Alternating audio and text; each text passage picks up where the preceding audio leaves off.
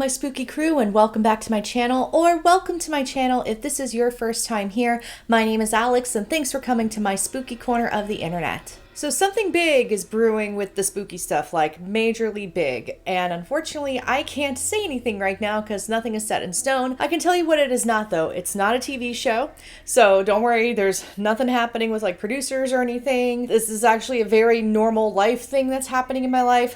Not pregnant.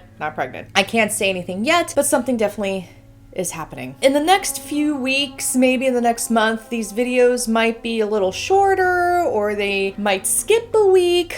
We'll see what happens. But I can't wait to be able to tell you all what is happening because it's oh so exciting. Let's get to the topic of the video. Is Kristen Stewart haunted by Princess Diana? Princess Diana was a major part of my life growing up because my mother adored Princess Diana. Like Princess Diana dolls, Princess Diana plates, Princess Diana books everywhere. I know my mom watched the royal wedding and she had it on VHS tape actually, and she watched it multiple times on VHS. And of course she thought Charles was a scoundrel and she didn't like Camilla. My mom was very into the royal family. My mom lived in England, or she lived in the UK for a little bit, and that's actually where she met one of her best friends. And then I ended up living in Oxford for a little bit to study abroad. So I totally understand the obsession with the royal family. Personally, it's not my cup of tea. Pun unintended, but I can definitely understand and empathize with people who do follow the royal family and love members of the royal family. I will say when Diana unalived, I was really sad because as a kid, I was really young when Princess Diana died, and I had looked up to her as this like ethereal, majestic woman who basically said F you to the royal family and was doing her own thing and really working hard to make the world a better place. And so in my eyes, she was like this big hero, and I never really thought about her as a normal person. Of course, now that I'm older, I'm seeing things in a bit of a different light. And honestly, there's been a Princess Diana craze between, Princess Diana, her season finally coming up in The Crown. There's even a musical about Diana's life that just opened on Broadway. And then we have Spencer starring Kristen Stewart as Princess Diana. And I became really intrigued when I watched this interview with Kristen Stewart about whether or not she was haunted by Princess Diana, and it's pretty incredible. And it falls right in line with my brand. But before we get started, be sure to click on that subscribe button, give this video a like, and be sure to click on that notification bell so you'll be the first to know when I upload a new video. And if you want more spooky stories, spooky tips, ghost hunting tips, spooky theories, then head on over to my website at thespookystuff.com. Alright, let's get started. On this YouTube channel called Heart, I don't know if it's linked with like a larger network. It has to be pretty big if they got Kristen Stewart for an interview, or they just republished the televised interview, but they asked her, somebody asked her if Kristen Stewart felt like she was haunted by Diana. And she revealed in that interview that yes, she did feel haunted by Diana. And I don't mean in a way that Diana's legacy was haunting Kristen Stewart. No, we're talking like Diana's ghost was haunting Kristen Stewart. And granted, Kristen was probably going through a lot of stress taking on this role because it's Diana, Princess of Wales. Like, no biggie, right? During the interview, Kristen reveals that she's not really a spiritual person and she's not really big on the idea of ghosts. She did mention, though, that she thought of Diana constantly, like Diana was always on her mind while she was filming. Now, that's explainable because, she was playing her in the movie. However, Kristen mentioned that something would fall over and she would say, oh, Diana didn't like that take, let's do it again. And she said that she always wanted Diana's approval. And Kristen went on to mention that she carried Diana with her, whether it was the actual Diana or her idea of Diana, but Diana was always with her in some capacity, and Kristen carried her with her. And Kristen also said something interesting about if our experiences are contained in our imagination, then yes, I thought of Diana constantly. So this actually makes me think about a couple of other situations. Well, one situation in particular where an actor believed that he was being haunted by the person he was playing. When Johnny Depp was filming the 2009 movie Public Enemies, he was playing John Dillinger, and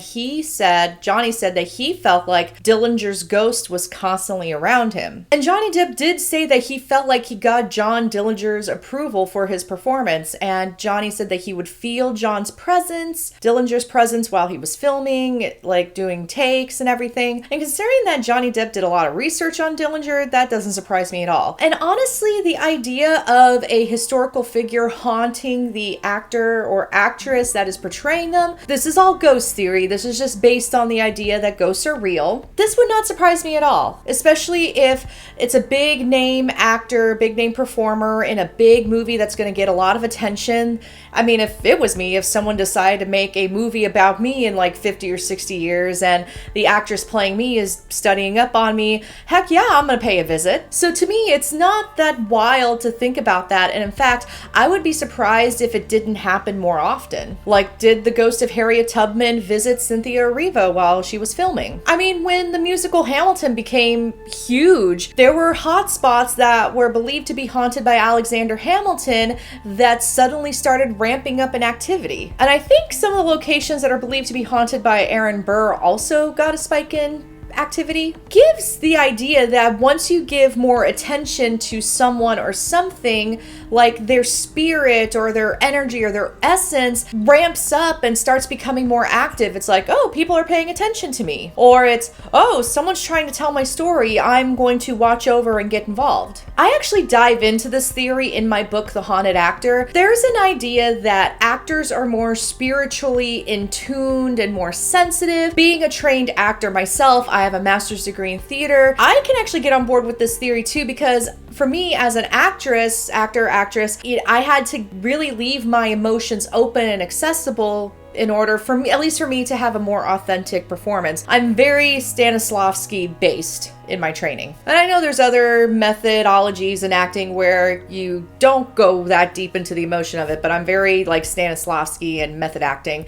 Daniel Day-Lewis is another one who's a very much a method actor. Like when he was filming the movie Lincoln, he was Lincoln, which makes me wonder, did Lincoln's spirit visit Daniel Day-Lewis while he was filming that movie? And in my book, I talk about a situation where the actress Fiona Shaw, you may remember her as Aunt Petunia in the Harry Potter movies. She's a very accomplished English actress. I actually got to meet her one time. It was really awesome. And I actually met her while I was studying acting in England. She put herself through like a brain scan, an MRI, where she would read the alphabet or read numbers for 1 minute, and then the next moment she would start acting. I think she was doing like a T.S. Eliot poem. And the doctors were able to track what parts of her brain activated while she was acting. And then there was a similar study done, but this time it was on a self-proclaimed psychic medium. I've been trying to find the file that I used in my research because it's been really hard because computer crash. I lost all my files like 5 years ago. I've been trying to track it down. I think it was done by the American Society for Psychical Research. They did a very similar study on this psychic medium, and when she was doing her reading, the same parts of her brain activated as Fiona Shaw. Now, the parts of the brain that activated was the part of the brain that is responsible for like visualizations, which tells me that Fiona is a very visual person with her performance. And with psychic mediums, I'm not surprised that that part of the brain would activate too. So would it be like this is coming from their imaginations? Not in the fact that they would be making it up, but they access those same parts of the brain to do their readings. And in that case, if this is all true, then that means actors are kind of constantly opening themselves up to have supernatural experiences. And ever since I came out as a more open person who is into the paranormal, many of my theater friends, my LA stage, film, television friends have come forward to me telling me that they've had a lot of experiences. And this is why I partially think that theaters are so haunted. I mean, you have like the lights, the sound, you also have the energy from the actors, you have the energy from the audience. I mean, theaters are one big energy juice bar for ghosts and spirits. So I mean, if I were a ghost and I needed energy, yeah, I'm going to a theater. And I'm going to go deep into the paranormal research rabbit hole right now. I also have a theory as to why theaters are so haunted. I think it's because we're all creating tulpas and egregores. Now, tulpas are a thought form, so it's like an entity, a being that's created by one person. I'm not talking about Tibetan tulpas. That's a totally different area of expertise and study that's very much culture-based. So I'm talking about tulpa and the fact that, a person is concentrating and kind of ends up creating a ghost of their own. I really think that when actors, especially deep method actors like myself, like Daniel Day-Lewis, put in so much energy and time and focus into creating their character, they kind of create something that's outside of themselves. Again, this is deep in the paranormal research rabbit hole. This is all ghost theory. I can't prove this in a lab or anything like that. This is all ghost theory, but I love talking ghost theory. And one could even argue that once that actor creates that tulpa, they let that tulpa possess them, and that's how they can get a more genuine performance. Now, when you have famous characters like Hamlet, Macbeth from the Scottish play, it's okay. I think when you have these long-running shows where audiences are putting their energy into those characters, and it's a different set of audiences coming every night, I think that gives it a lot of energy, and that character kind of starts living by itself. So at that point, so I think the initial entity, the tulpa, is created by the actor,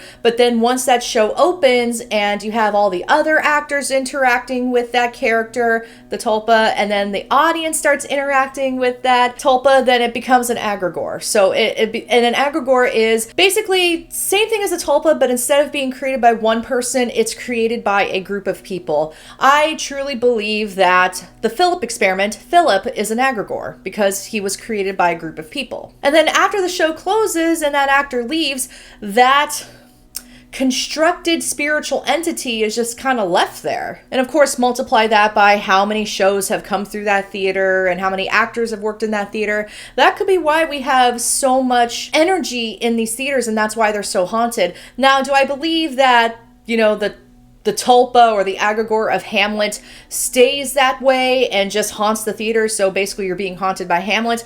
No, for me personally, I think that energy eventually loosens up and becomes a bit disjointed and separates and just kind of hangs around the building until the next performance, the next show rolls around. Or you actually have a ghost of a person coming through and they need that energy, and then they use that energy to manifest, communicate, and whatnot. So, short and sweet-ish, this is my theory as to, why theaters are haunted. And this is why I think and I believe Kristen Stewart when she said that she was haunted by Diana. I think that she put in so much energy and focus into that role. So whether it was the real Diana or Kristen's idea of Diana that manifested, I do believe that perhaps something really happened there, and she either made contact with the Princess of Wales herself, or Kristen was so powerful in her manifesting of that character, she actually did create something that would knock something over if there was a bad take. Alright, this video was a bit messy, but thanks so much for hanging out with me. If you've made it this far, feel free to share this video with your friends and family who also enjoy the spooky stuff. Kristen Stewart, Diana, Princess of Wales, haunted theaters, Fiona Shaw, the list goes on. Thank you all so much for watching, and I'll see you in the next round.